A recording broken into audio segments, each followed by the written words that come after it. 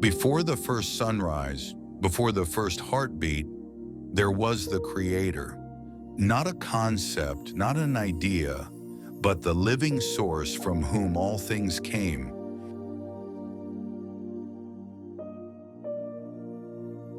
In a world where we argue about His existence, His power, or His silence, we must ask, do we truly know Him, or have we only shaped Him in the image of our own understanding?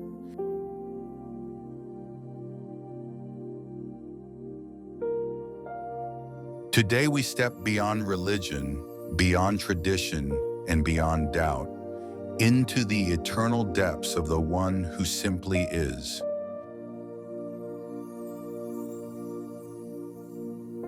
Bible reference Genesis 1:1. In the beginning, God created the heavens and the earth.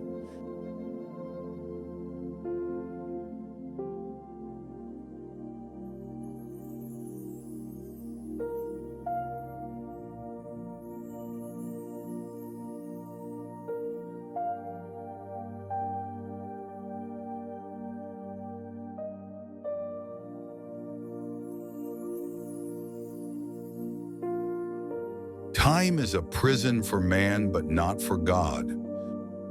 We count our days, but He holds eternity in His hands. To the Creator, 1,000 years is like yesterday that has just passed. Psalm 90, verse 4. 1,000 years in your sight are like a day that has just gone by, or like a watch in the night.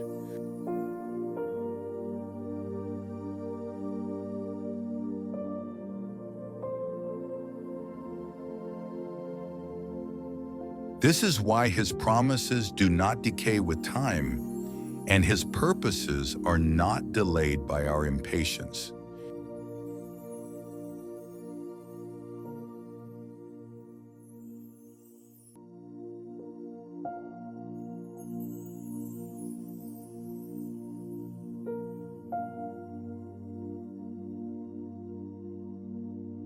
The human heart often doubts when prayers seem unanswered. We measure His love by the speed of His response. But the Eternal One operates outside the ticking of a clock.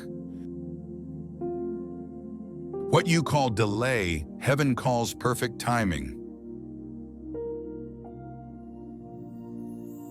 Before you were born, before your parents were even named, He already knew the steps you would take. And even now, He is weaving the story of your life into the greater story of His glory.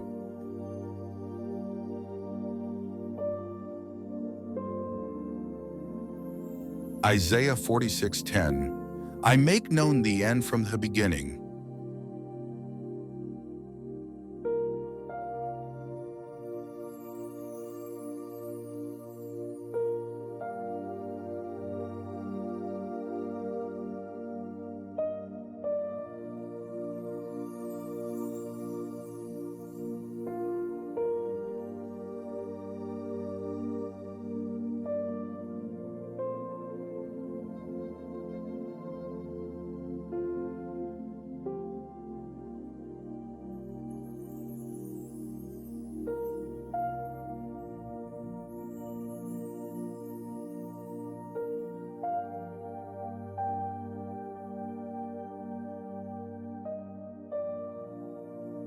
There is no thought you have that He does not see, no tear you shed that He does not collect. You may hide your fears from the world, but you cannot hide them from the One who made your soul.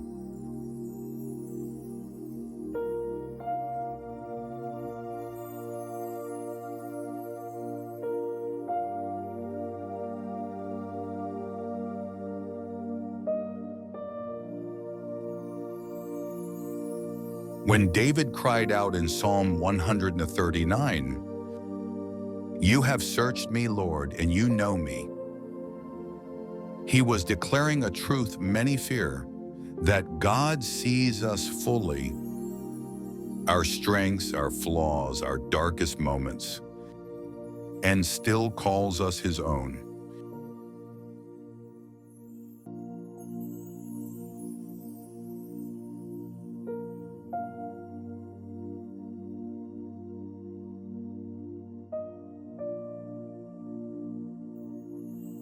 This is the Creator's love, not a love based on your performance, but a love rooted in his own nature, a love that does not flinch when you fall, a love that runs to meet you.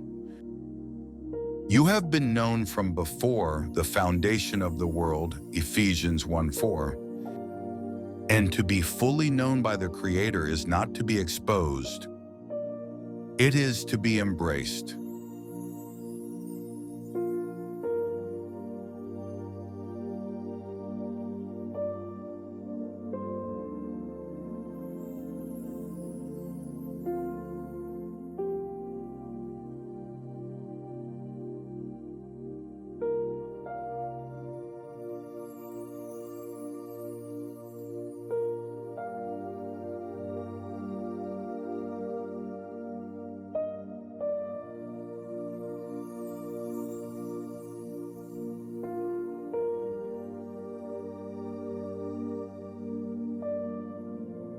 Psalms 139, 1-4.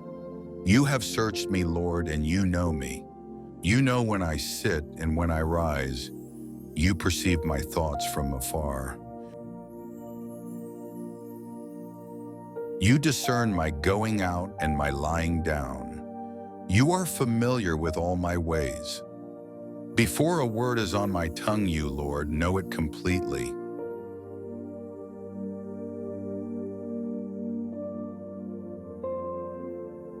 Ephesians 1:4. For he chose us in him before the creation of the world to be holy and blameless in his sight.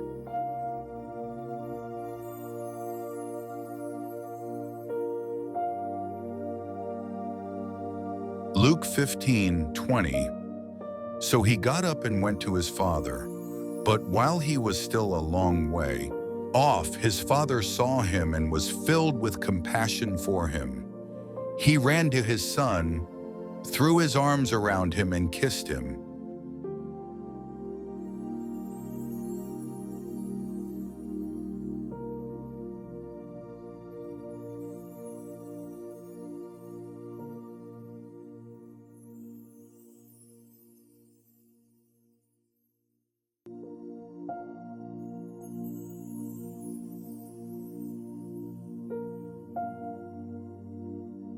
We expect God's voice in thunder, yet often he speaks in a whisper. Elijah stood on the mountain and heard the wind, the earthquake, the fire, but the Lord was not in them. Then came the gentle whisper,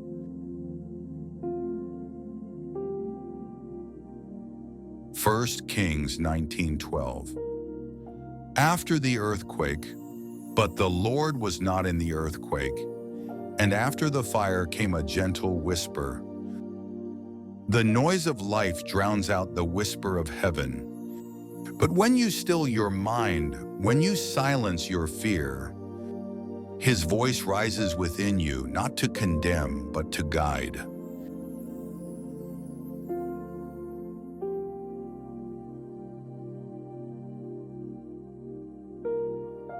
This is why prayer is not always speaking, but listening. The Creator does not shout for attention. He waits for your heart to quiet enough to notice him.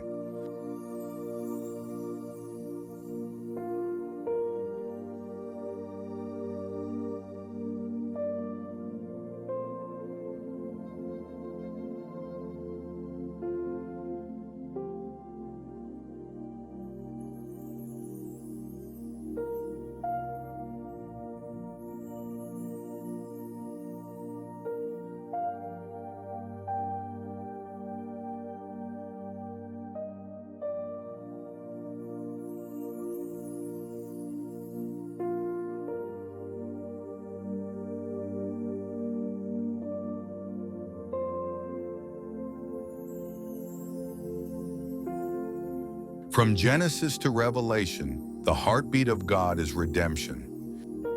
The Creator is not distant, watching humanity destroy itself. He stepped into our brokenness, took on flesh, and bore the weight of our sin. This is why the cross is not a symbol of defeat. It is the eternal proof that God will go to any length to bring you home.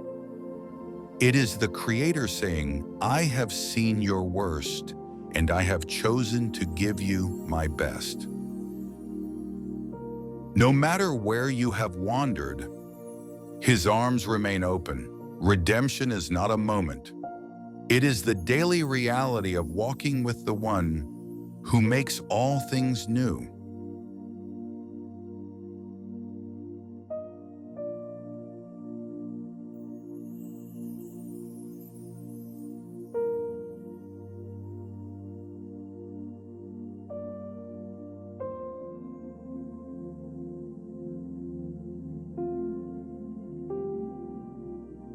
John 3:16.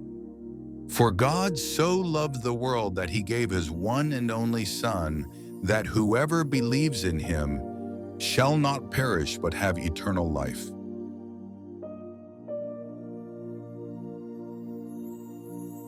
Revelation 21:5. He who was seated on the throne said, "I am making everything new." Then He said, "Write this down, for these words are trustworthy and true."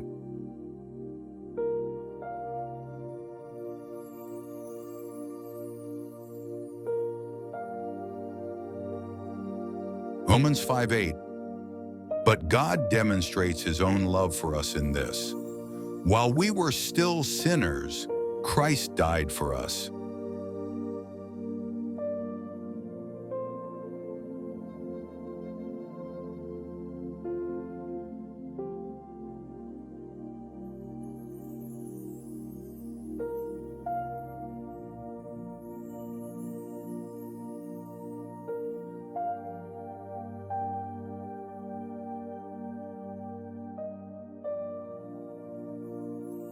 The Creator is not hiding from you.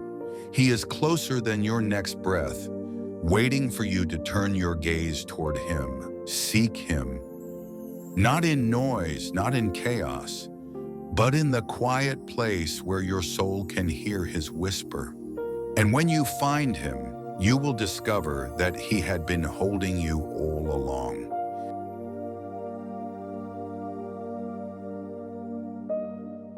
Jeremiah 29:13. You will seek me and find me when you seek me with all your heart.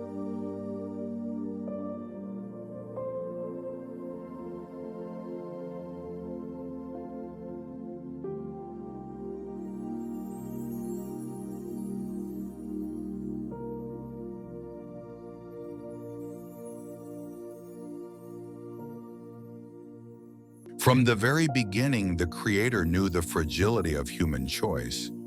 He saw the path humanity would take, the fall, the rebellion, the wandering hearts, and yet, He loved us still. Before the foundations of the world, a lamb was already destined to be slain.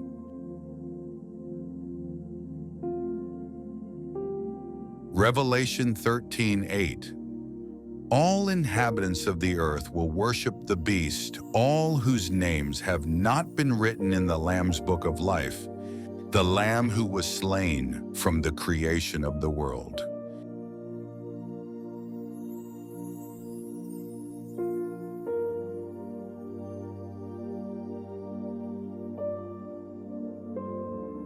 This means that in the Creator's eternal wisdom, your salvation was not an afterthought.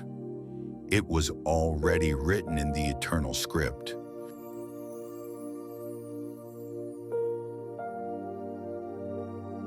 The Creator's heart was never to abandon, but to restore, not to condemn, but to redeem. John 3:17 tells us, For God did not send his Son into the world to condemn the world, but that the world through him might be saved.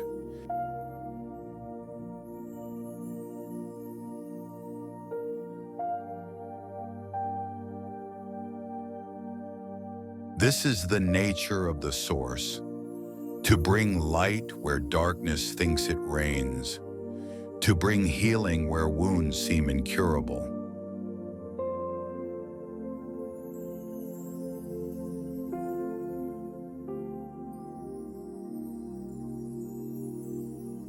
Redemption is more than forgiveness. It is the restoration of our original identity as image bearers of God.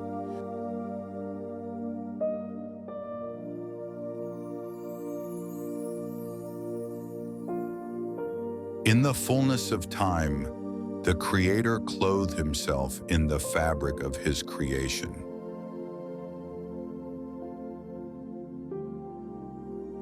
John 1:14 says, "And the Word became flesh and dwelt among us, and we beheld his glory." Think about that. The Eternal, who holds galaxies in his hands, chose to step into time, into a fragile human body, to feel hunger, pain, laughter, and even betrayal.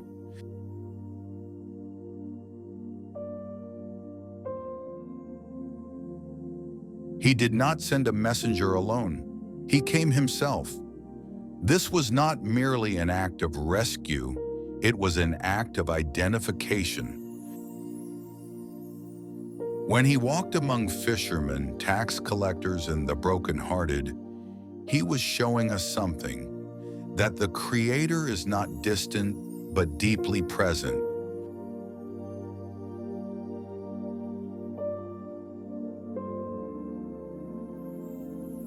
This truth changes everything. We no longer need to reach for the heavens in hopelessness, for heaven has already reached for us.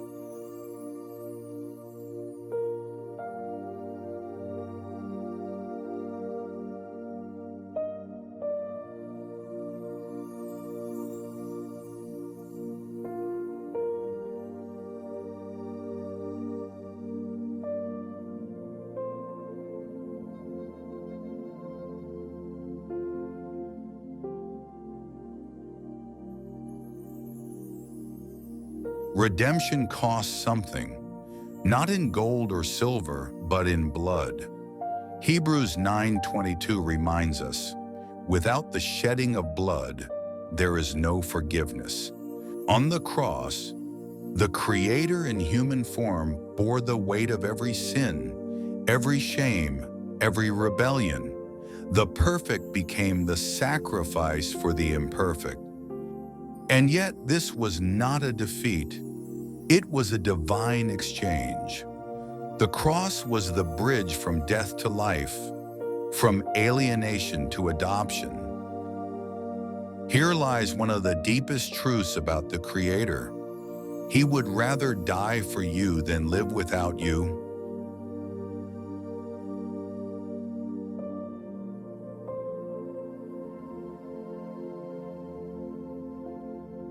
The Creator's plan did not end with the resurrection. It continues today. His Spirit whispers in the quiet moments, calling hearts to return. Isaiah 55:1 says, "Come, all you who are thirsty, come to the waters." The invitation is for all, not the perfect, not the righteous by their own strength, but for the willing. The journey back to the source is not about religious performance. It is about relationship. It is about walking daily in the awareness of His presence and purpose.